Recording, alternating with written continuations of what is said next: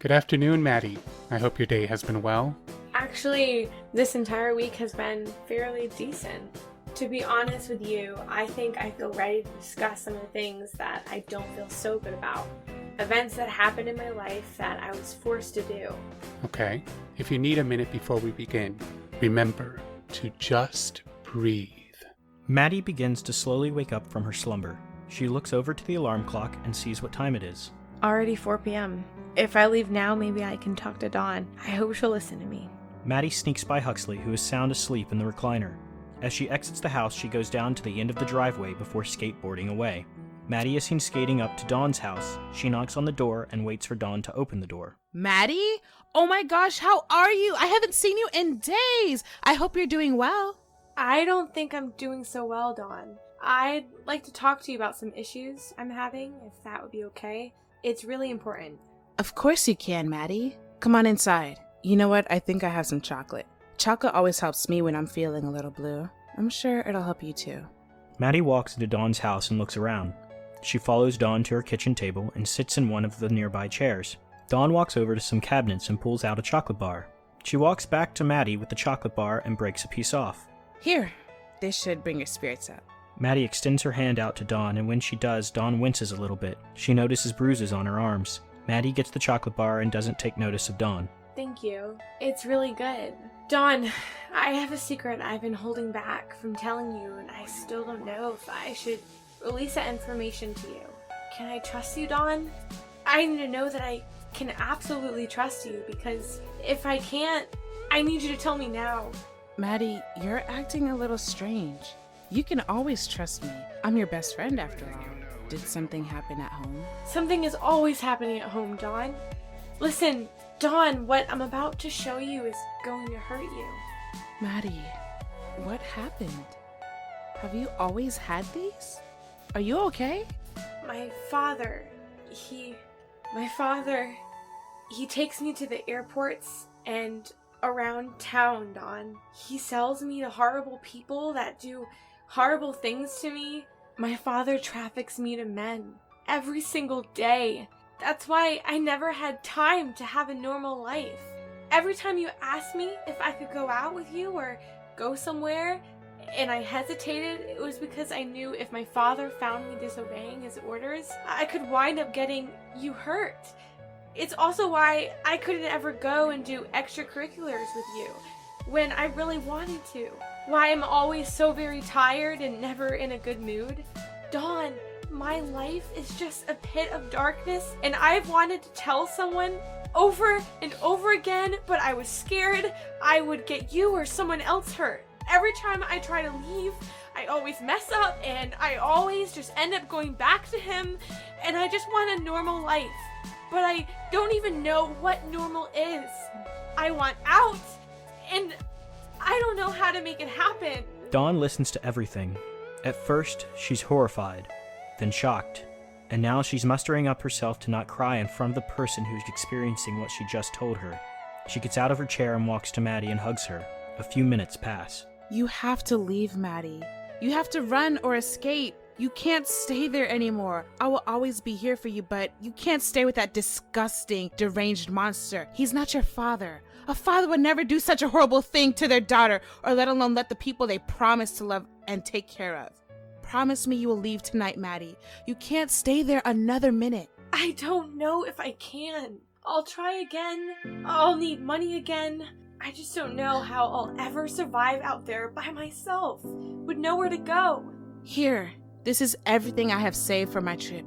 You need it way more than I do. Please use this and get out of here. Maddie hesitates before taking the money. I won't be able to tell you when I do it, so thank you for helping me. I'll miss you. You are my best friend, Dawn. Maddie and Dawn hug.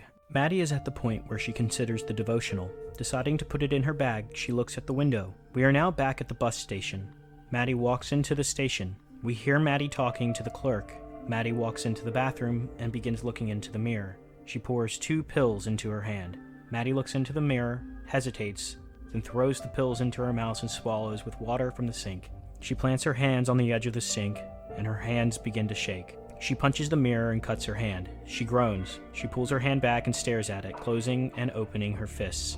She twiddles with her injured hand. We see the broken glass on the floor. She considers it, and we see a drop of blood fall next to the glass. This was the first time of many failed escapes, rebellions, and attempts to take my life into my own hands. I was in the middle of a cyclone.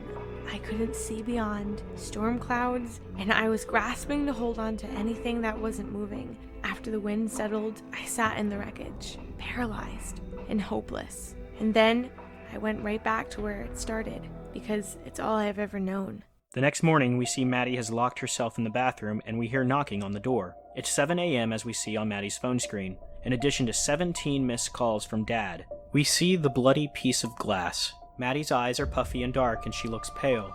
She takes paper towels, wets them, and scrambles to wipe the floor. There's knocking on the door. Just a minute! She dabs at her arm and then throws her jacket back on, followed by her backpack. She stumbles a little and tries to regain her balance by gripping the wall. She walks slower this time, toward the door. Maddie looks towards the fast food restaurant next to the station. Maddie walks out of the doors of the restaurant, eating a wrap. She sits down on a bench nearby and winces as she takes her backpack off over her injured arm. She shivers and takes a sip out of her paper coffee cup. She looks over and sees her dad's car coming up the street. Shit! Maddie starts walking down the sidewalk. The car pulls in front of her at the next street and the window rolls down. Get inside this car right this instant, Maddie! Maddie is hesitant, but she reluctantly heads towards the car, opens the door, and sits down in the seat. She doesn't dare look at Huxley. The car pulls up to the house. Huxley and Maddie exit the car and start heading up to the door. You need to stop this nonsense, Maddie. Where are you going to go? There's nothing out there for you. No one wants you. Huxley opens the door to the house and they walk in. I want out. I want to find my own life. You want out? You want out of what? This family? Look what happened to you after just one night. Does it hurt? A little. The pain has mostly subsided. Come on, let's go to the bathroom and get you looking normal again. Maddie reluctantly follows him. Huxley grabs a washcloth from the edge of the sink. He wets it and looks at Maddie. Sometimes I still see that sweet little girl I picked up at the airport in you. I miss her innocent and sweet smile. What happened to her? Maddie is silent. She thinks to herself. You know exactly what happened to her. I guess it doesn't matter. If you would just listen to me more, we wouldn't have to fight so much. You know I care about you, right? Yes, Dad, I know. Huxley finishes cleaning the wound and heads out of the bathroom. Meet me in the living room when you're done here. We aren't done talking about what happened. Maddie stares at herself in the mirror, and we see the wound is clean and patched up. He always takes care of me. Listen, you are our daughter. We love you. And you need to start acting like you're part of this family. You may be my adopted father, but I'm not your daughter. A father wouldn't put me through the things that you have. I have done whatever was necessary to keep food in our bellies and a roof over our heads, and this is the appreciation I get? You know what? Fine. You win. You're more than welcome to get out of this life you hate. Let's see how long until you're back wanting my food, the bed I give you, a roof, hell, even some TV is good. You won't know what you're missing until you're out in the cold, waiting for death's door to arrive. I'm not even going to put up a fight. There will be one condition. A flood of emotions hit Maddie. You're going to let me go? Yes, I will, but on one condition. Okay, what is it? You bring me another woman to work for me. Maddie's smile disappears. And you'll let me leave? I will, just like that. Tit for tat, you for an exchange. Easy enough, right? Fine. That's my girl. I didn't know what else to do, but to just agree. I didn't want to hurt anyone else. It just was another thing I had to do to be free. You can only do one day at a time, Maddie. Some people are dealt a bad hand.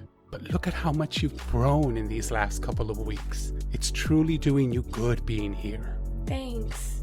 I think that's all I wish to share this week. I'll contact you at the same time next week, okay? That sounds good to me.